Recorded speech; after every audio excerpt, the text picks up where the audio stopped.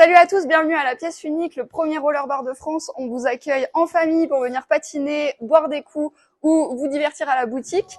Et on a envie de vous préparer quelques petites vidéos pour vous apprendre à patiner sur un challenge en un mois. Donc aujourd'hui, on va commencer par voir les équipements et mettre les protections ensemble parce que c'est important quand on débute d'être bien protégé. Alors la première chose, c'est les patins à roulettes. On va voir comment les mettre, comment bien les serrer au niveau de la cheville pour éviter de se faire une cheville quand on patine pour la première fois. Le plus important ensuite, c'est les protège-poignets parce que c'est sur ça qu'on tombe le plus souvent et ça arrive assez vite de se faire une petite fracture au poignet. Ensuite, pour les moins téméraires, on a les protège-genoux qui permettent de quand même se soulager les genoux quand on tombe vers l'avant.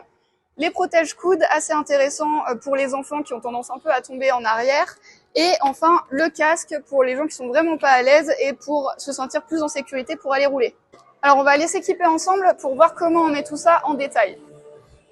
Ok, première étape, on va mettre les protections pour les genoux et les coudes avant de mettre les patins, parce qu'une fois qu'on a les patins aux pieds, on risque déjà de tomber quand vraiment c'est la première fois. Donc les genoux et les coudes, c'est assez facile.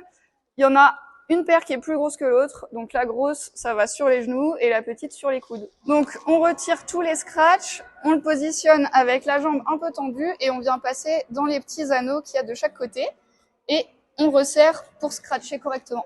Bon alors faut serrer mais pas trop comme un jambon non plus parce que après c'est pas agréable quand on patine. Ensuite on peut mettre les coudes.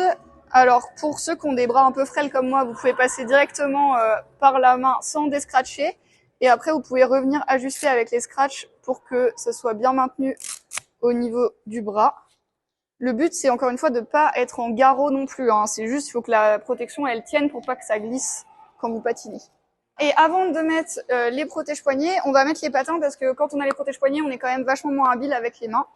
Donc pour mettre les patins, on défait les lacets comme sur une paire de chaussures un peu montante. C'est plus facile pour rentrer le pied, ça sert à rien de forcer comme un bœuf dedans. Ce qui est intéressant, c'est d'avoir des chaussettes hautes qui montent un peu plus haut que le patin, comme ça frotte pas et on est quand même plus confort. Et ensuite, on vient bien resserrer les lacets jusqu'en haut de la cheville. Parce que c'est important d'être bien maintenu, surtout quand on débute. Et après, vous serrez à votre convenance. Le but, c'est, encore une fois, d'être quand même à l'aise. Ensuite, un petit nœud ou un double nœud. Moi, je suis team double nœud pour être tranquille. Et on vient mettre le petit scratch quand il y en a un, histoire de maintenir le lacet et un petit peu mieux la cheville aussi.